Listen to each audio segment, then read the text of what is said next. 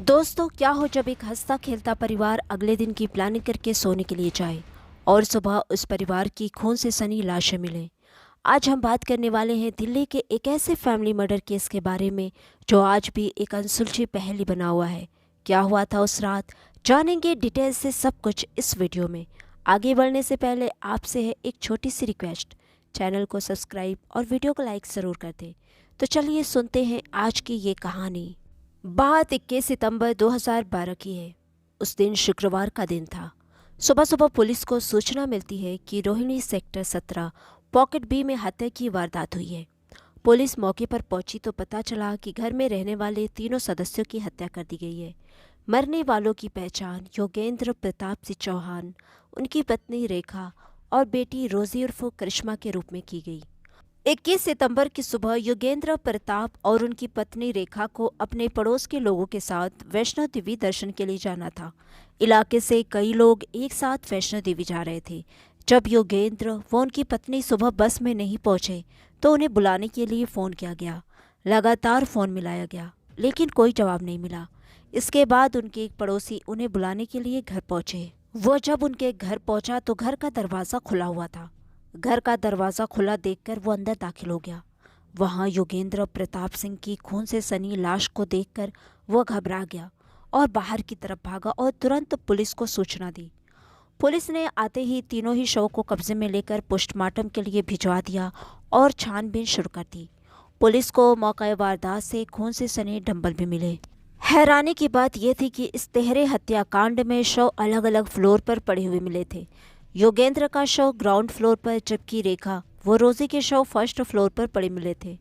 Postmortem report में खुलासा हुआ कि योगेंद्र और उनकी पत्नी रेखा की हत्या सिर पर किसी भारी वस्तु से वार करके की गई थी, जबकि रोजी की हत्या गला दबाने के बाद तकिए से मुंह दबाकर की गई थी। रेखा का मुंह भी तकिए से दबाया गया था। पुलिस को ये बात अटपटी लगी कि हत्यारे ने पति पत्नी के सिर पर तो डंबल से वार किया जबकि बेटी का गला दबाया। पुलिस ने ये अंदाज़ा भी लगाया कि पति पत्नी के जगह होने के कारण उन पर डंबल से वार किया गया होगा और रोजी सोई हुई होगी, इसलिए उसे गला दबाकर और तकिए से गला घोंटकर मार दिया गया होगा। जांच में जो पहली चीज सामने आई वो ये थी कि हत्यारे ने घर में फ्रेंडली एंट्री ली थी।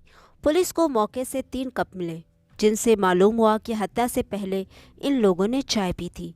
चाय के 3 प्याले मिलना और दरवाज़ा खुला होना इस बात की ओर इशारा कर रहा था कि हत्या को अंजाम देने वाला शख्स चौहान परिवार का जानने वाला था, जिसके लिए उन लोगों ने न सिर्फ खुद दरवाज़ा खोला था बल्कि उसे चाय भी बनाकर पेश की थी।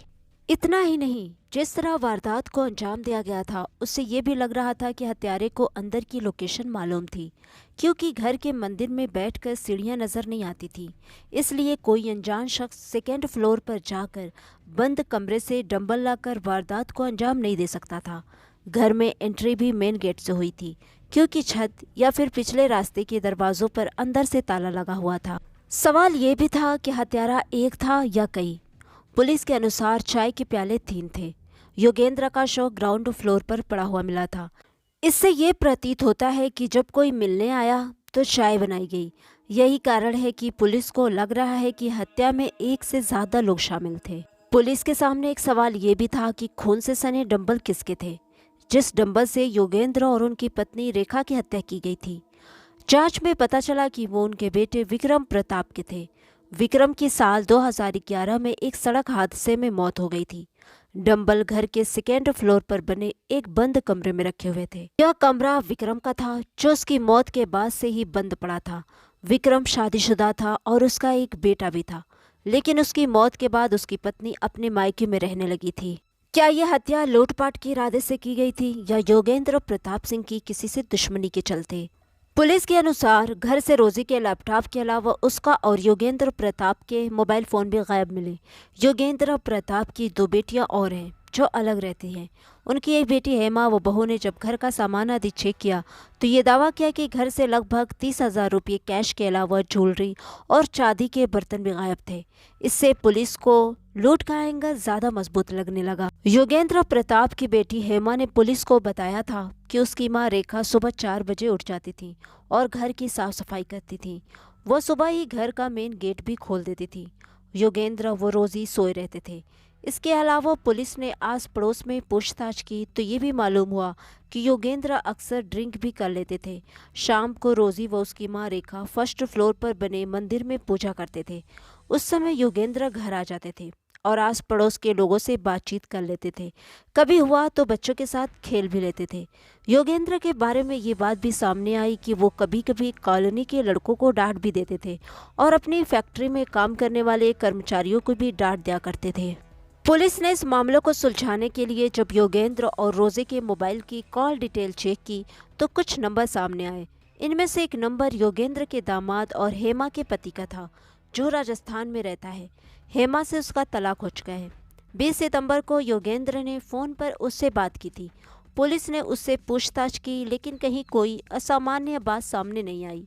इसके अलावा रोजी के कुछ दोस्तों से भी पूछताछ की गई थी, लेकिन वहां से भी पुलिस को कुछ हाथ नहीं लगा। हत्यारे ने पहली हत्या किसकी की होगी? पुलिस के अनुसार सीन ऑफ क्राइम को देखने से ये प्रतीत होता है कि हत्या की शुरुआत ऊपर से नीचे की ओर की गई होगी। ऐसा इसलिए क्योंकि हत्या में इस्तेमाल होने वाला डंबल सेकेंड फ्लोर पर था। रोजी फर्स्ट फ्लोर पर सोई हुई थी। हत्यारा डंबल लेने ऊपर गया होगा, या अगर वो लूटपाट के मकसद से घर में घुसा तो वह सामान की तलाश में सेकेंड फ्लोर पर पहुंचा, जहां उसे कमरे से डंबल मिले। डंबल से उसने रेखा और योगेंद्र की हत्या की होगी। बाद में उसे रोजी का पता चला तो उसने रोजी की भी हत्या कर दी। दूसरा अनुमान ये भी है कि डंबल लाने से पहले हत्यारा रोजी के कमरे में घुसा और फिर गला घोटा और तकिए से मुंह दबाकर उसकी हत्या कर दी। इसके बाद वो सेकेंड फ्लोर पर गया, जहां उसे डंबल मिले। डंबल लेकर वो नीचे आया और फिर रेखा की हत्या करने के बाद योगेंद्र को भी मौत के घाट उतार दिया। इस मामले में पुलिस ने न केवल साइंटिफिक बल्कि ह्यूमन इंटेलिजेंस का भी सहारा लिया है।